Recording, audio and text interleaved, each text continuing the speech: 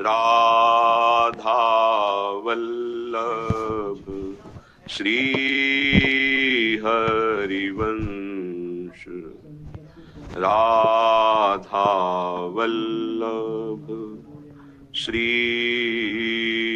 हरिवंश। वृंदावनेश्वरी तवैव पदारविन्दम् प्रेमामृतैकमकरन्द रसौघपूर्णम्। हृद्यर्पितं मधुपते स्मरतापमुग्रं निर्वापयत् परमो शीतलमाश्रयामि, परम शीतलमाश्रयामि।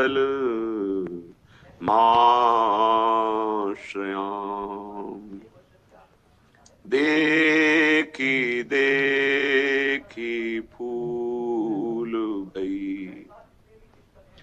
देखी देखी फूल भई, प्रेम के प्रकाश प्रीति के आगे हुए जुलई।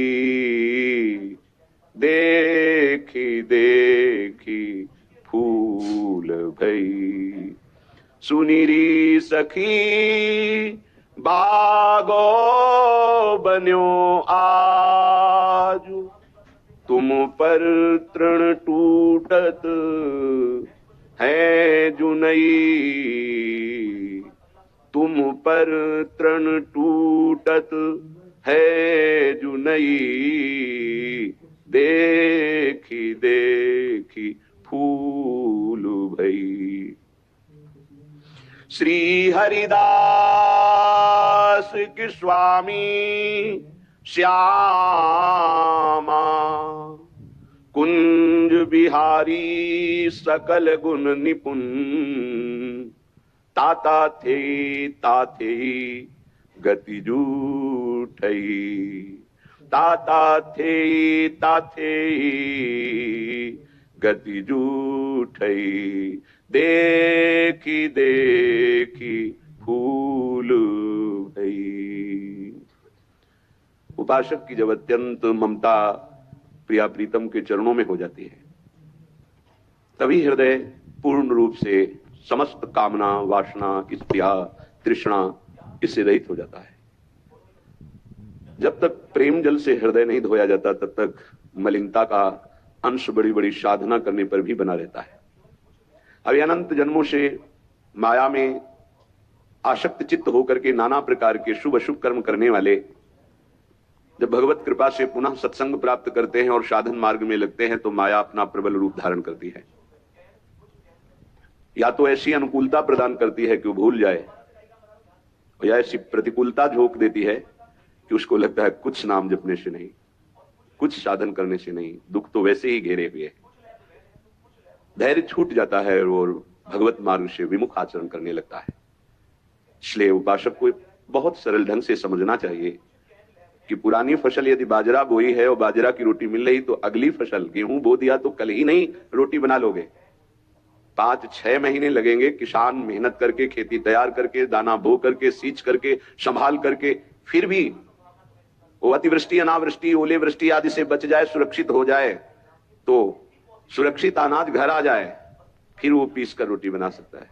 तुम अनंत जन्मों से मनमानी आचरण करते रहे, आज नाम शुरू किया है तो वो तूफान नहीं उठेगा, नष्ट करने के लिए वो अपना स्वरूप धारण करेगा। उसकी गुलामी सहते रहे अभी, काम क्रोध लोभ मोह मद मत्सर। अब तुमको धैर्य पूर्वक नाम को पकड़े रहना। जैसे आंधी चले तो हम पहाड़ का आश्रय ले लें, हटे ना इधर उधर, तो आंधी तूफान पहाड़ को नहीं उड़ा सकती। ऐसे ही श्री भगवान कह रहे, मामेव ये प्रपद्यन्ते माया में ताम तरन्ति। माया का तूफान आएगा पर तुम मेरे चरणों को पकड़े रहना, छोड़ना नहीं। पर ये जिनका मलिन हृदय है ना, वो सोचते हैं 4 दिन नाम जप करेंगे सारे दुख मिट जाएंगे। हाँ, पक्का मिट जाएंगे, जड़ से मिट जाएंगे। पर धैर्य पूर्वक जीवन को आगे बढ़ाओ। भगवत विमुख होने से तुम्हारा मंगल ही अमंगल है, भगवत सन्मुख होने पर मंगल ही मंगल है। थोड़ा धैर्य धारण करो, तुम्हारी ये फसल तैयार हो जाए, फिर देखना आनंदित हो जाओगे। पर ये कुसंग मन का और तन का, ये दोनों परमार्थ में टिकने नहीं देते। जहां ऐसे मित्र जन मिले जो गलत आचरण करने वाले होते हैं, वो पूछते हैं तुमने शराब छोड़ दिया, मांस छोड़ दिया, तुम नाम जप करने लगे, कुछ लाभ हुआ? अरे कुछ नहीं होने वाला, तुम देख लो करके। उसके दिमाग में माया तो आक्रमण किए ही है। तत्काल नकारात्मक भाव आ जाता है कि नहीं नहीं, भगवत मार्ग में कुछ नहीं मिला, ठीक कह रहे हो, तो आओ हमारे संग फिर हो जाओ। फिर वो माया के मलिन आचरणों में उतर जाता है। वो संत द्रोह, भगवत द्रोह उसके हृदय में अपना स्थान बना लेता है। फिर जन्म जन्मांतर, युग युगांतर कब अवसर आएगा भगवत मार्ग में चलने का? इसलिए जिनको सत्संग मिला है, जिनको नाम जपने का सौभाग्य मिला है, उनको बहुत धैर्यवान होना पड़ेगा। इसको ऐसे पकड़ना होगा कि जैसे हम बहुत बीमार हैं और इस औषधि के सिवा हमारा कोई रास्ता नहीं बचने का, अब हमको औषधि खानी ही है। जासु नाम भवभेषज हरनि घोर त्रिशूल, तीनों तापों का नाश करने की सामर्थ्य और संसार समुद्र से पार करने की सुदृढ़ नौका, भवरोग की अचूक औषधि नाम है। हमारा भाव बने न बने, भाव बिगड़ जाए, कोई बात नहीं, तुम नाम मत छोड़ना, हमारी प्रार्थना मानना, नहीं तो ये तूफान माया का आपको उड़ा ले जाएगा, परमार्थ में नहीं खड़ा होने देगा। बहुत धैर्य पूर्वक दीर्घ काल तक चला जाता है। धैर्य कहते हैं लाभ मिले ना मिले, हानि मिले, अपमान मिले, सम्मान मिले, हम किसी भी स्थिति में अब नाम नहीं छोड़ सकते। वो जीत जाएगा माया से। विपक्ष बहुत जोरदार है, आप क्या समझते हो? आप भगवान के अंश हो, ये भूल चुके हो, लेकिन वो नहीं भूली, वो भगवान की शक्ति है। भगवान कह रहे हैं मम माया दुरत्य, मम माया, मम मेरी है। जैसे ममयुवांश हो, आपको बोला तो विपक्ष को भी बोला मम माया। अब आपको सावधान करने के लिए भगवान ही संत, गुरुदेव, शास्त्र इस रूप में संबोधन करते हैं। तो अगर आप इनकी बात मान जाओगे तो माया भगवती कृपा करेंगे और अपना प्रभाव समेट लेंगी। और यदि आप इनकी अवहेलना, उल्लंघन करोगे तो फिर उनके प्रभाव से बड़े बड़े ज्ञानी परास्त हो गए हैं। जो माया बहुबार नचावा, जास चरित को लख नहीं पावा, ऐसी विचित्र है, बहुत बहुत विचित्र। जो ज्ञान इनकर चिता परई, बरी आई विमोह बस करई, ऐसी प्रचंड माया है। इसलिए जिनके कानों में आवाज पहुंच रही हो, हमारी प्रार्थना है, बहुत जन्मों से भटक रहे हैं, ये दुख सुख के प्रलोभन और भय में आकर के नाम न छोड़ दीजिए। ऐसा भी हो सकता है कि नाम जपना शुरू करें, आपकी नौकरी लग जाए, आपका काम बन जाए, आपकी अनुकूलता बढ़ जाए। ये नाम का फल नहीं है, ध्यान रखना, ये नाम का फल नहीं है। हम स्पष्ट आपको कह रहे हैं कि जब से आपने नाम जपना शुरू किया आपका सब मंगल होने लगा, ये नहीं है। ये आपके पुण्यों का है, पूर्व पुण्यों का है। ये नाम आपको सामर्थ्य देखा, दुख और सुख दोनों सहकर परमानंद की प्राप्ति। ये विषयानंद नाम के फल से नहीं। आप नाम जपना शुरू किए, सब कुछ बिगड़ना शुरू हो गया, ये नाम का फल नहीं है। ये आपके पाप नष्ट हो रहे हैं। विवेक पूर्वक चलिए। अगर विवेक नहीं धारण करेंगे तो फिर सब मार्ग छूट जाएगा। विवेक इसी से उत्पन्न होता है, सत्संग से। जहां विवेक जागृत हुआ वो आपको टिका देगा परमार्थ में, नहीं तो बहुत बलवती भगवान की माया है। जब लोगों के विचार सुने तो लगता है कैसे निकल पाएंगे इस माया से। आप निकलना ना चाहे तो किसी की सामर्थ्य नहीं कि आपको निकाल सके। स्वयं श्री भगवान आपके हृदय में बैठे हैं। क्या हो रहा है? दुर्गति हो रही। क्यों? क्योंकि आप नहीं निकलना चाहते। इसलिए भगवान हृदय में बैठे हैं, नहीं निकल पा रहे हो, बात मान लो। आप निकलना चाहो तो निकल सकते हो, आप न निकलना चाहो तो किसी की ताकत नहीं कि आपको इस माया प्रपंच से निकाल सके। इसलिए आपसे प्रार्थना है कि आप निकलने की कोशिश कीजिए। इसका बड़ा ही प्रलोभन और भुलावा प्रभाव है। प्रलोभन और भुलावा एक क्षण में भुला दे सारे ज्ञान विज्ञान को और अपने में आकर्षित कर दे, उसका नाम माया। ऐसे प्रलोभन फेंक दे कि जानबूझकर तुम भगवान को भूल जाओ और उन प्रलोभनों में लग जाओ, उसका नाम माया। सावधान हो जाइए। इसके प्रलोभनों में, इसके भोगों में आज तक कभी कोई सुखी और तृप्त नहीं हुआ। तुम्हें अब जो मार्ग मिला है ये तृप्ति का मार्ग है। तृप्त हो जाओगे, हाथ उठा के कहोगे अब कछुनाथ न चाहिए मोरे। देख लेना, चलो तो आगे।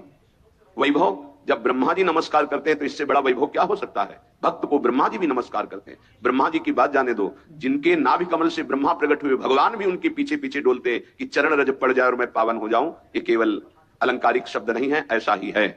पग चापू और सेज बिछाऊं, नौकर बनूं हजाम, हाकू बैल बनो गडवारो, बिना तनख्वाह रथवान, यही तो मेरे मन में ठनी, भगत मेरे मुकुटमणि। मैं भक्तन को दास, भगत मेरे मुकुटमणि। ये मार्ग आप चयन किए हैं भगवत कृपा से, तो इसमें आपको टिकना होगा, इसमें आपको परीक्षा देनी होगी।